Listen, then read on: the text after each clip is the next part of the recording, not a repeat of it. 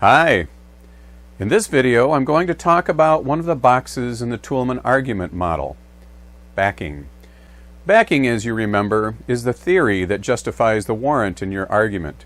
It supplies a more abstract rationale for the relevance of evidence you supply to defend your claim.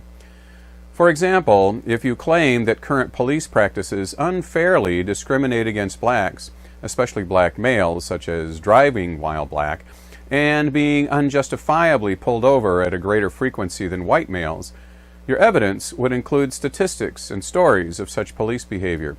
Your warrant would be examples. Such behavior must take place if you can supply verifiable examples of it. It must be significant if statistics show a wide difference between police interactions with whites and blacks. You still need to defend that such police action is unfair.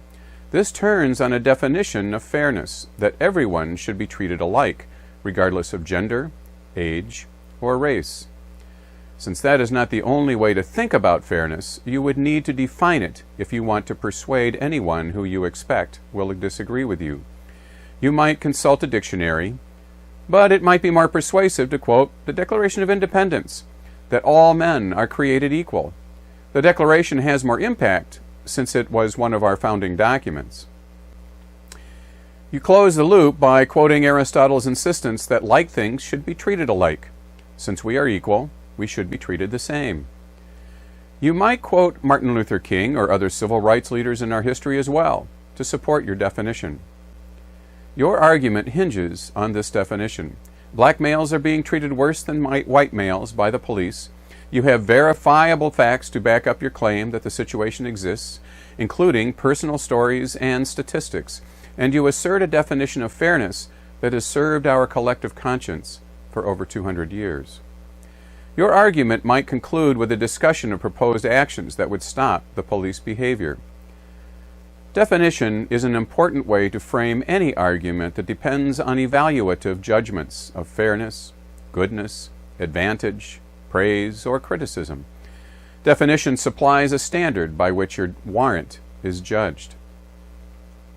When Martin Luther King was jailed for organizing demonstrations in Birmingham, Alabama without a permit, he was criticized for breaking the law, something a minister of the church shouldn't do. He defended himself in various ways, but his principal response was to quote St. Augustine, "An unjust law is no law at all." His rhetorical task was then to define just and unjust laws and show how the laws and practices of Birmingham belong to the unjust category. While warrants are frequently assumed and not overtly defended, you will generally need to explain and defend your backing. It may be covered in the same paragraph you defend your claim, but it may be more completely addressed in separate paragraphs. Paragraphs, remember, are not boundaries for arguments, only organizational conveniences for readers. King, for instance, takes 4 to defend his argument that unjust laws shouldn't be obeyed. One last example of how you use backing in an argument. The sociologist Christopher Jenks and his research assistants published Inequality, a reassessment of the effects of family and schooling in America.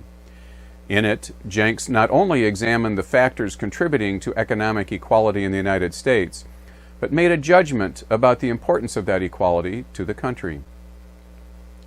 In the first chapter, he states, "We begin with the premise that every individual's happiness is of equal value. From this, it is a short step to Bentham's dictum that society should be organized so as to provide the greatest good for the greatest number." Jenks quotes Jeremy Bentham, a British philosopher, who formulated what we call utilitarianism, which elaborates the implications of the central doctrine of the greatest good for the greatest number.